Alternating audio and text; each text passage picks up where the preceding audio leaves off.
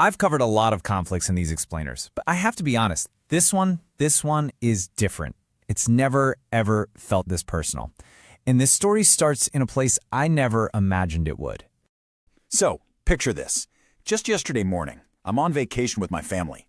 We're in Dubai. We're doing the usual tourist stuff. You know, just completely oblivious to the fact that we were literally hours away from the edge of a massive regional war. And then, things started to get weird. We heard reports of an explosion, a fire, at a hotel over on the Palm Island. I mean, it was literally right across the street from where we were staying. You know, at the time, we just shrugged it off as some kind of accident. So we left for the airport early the next morning. Flight took off right on time, everything seemed totally normal. And as the plane climbed, you know that feeling of relief you get? We felt that. We thought we'd left whatever that strange incident was behind us. We were so wrong. About 2 hours into the flight, the captain's voice crackles over the intercom. The United States and Israel had just launched a full-scale attack on Iran, and it was only when we finally landed that we saw the images. Dubai Airport, the one we had literally just left. It was filled with smoke. It was being evacuated. All flights canceled.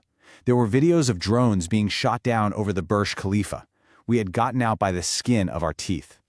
What we narrowly escaped was just the very beginning of a massive counterattack that has now completely engulfed the entire region.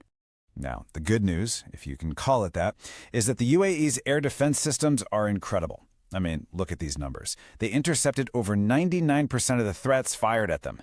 But that's not the whole story. The fires, the damage on the ground that we were hearing about, most of that was caused by the debris from these very weapons falling back down to Earth. So you have to ask, why this massive, unprecedented retaliation from Iran? Well, it was a response to something even more shocking, a joint U.S.-Israeli operation that hit the absolute heart of the Iranian regime. They codenamed it Operation Epic Fury, and U.S. officials are being very clear. This isn't some one-off strike. This is a multi-day campaign. Their stated goal is to destroy Iran's missile industry, quote, to the ground.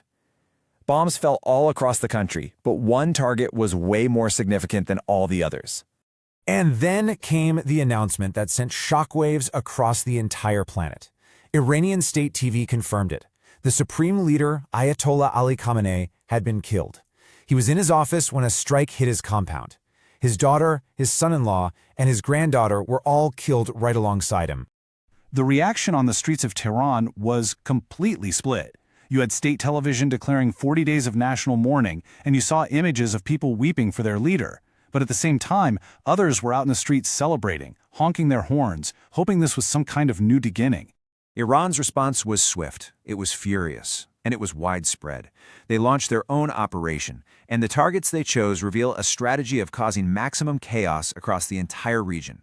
They called it Operation True Promise 4, and it went far beyond just Israel. They unleashed this huge barrage of missiles and drones on their Gulf neighbors, the UAE, Qatar, Bahrain, Kuwait, all with the explicit goal of hitting 27 U.S. military bases that are hosted in those countries. But here's the crucial point, and this is what changes everything. The attacks didn't just hit military sites. The strikes on Dubai, on Kuwait, on Bahrain, they proved that civilian areas, we're talking international airports, luxury hotels, city centers, were deliberately targeted. This escalated things dramatically. Okay, so you might be thinking, this is a war happening thousands of miles away. Why does this matter so much to the rest of the world, especially to a country like India? Well, the answer really boils down to two things: people and power. Look at this number. 10 million. That's how many Indians live and work in these Gulf countries. These aren't just statistics. They are our friends, our relatives, our colleagues, and right now, they are caught directly in the crossfire. Embassies are issuing urgent warnings as all flights are being grounded. And then there's the energy lifeline.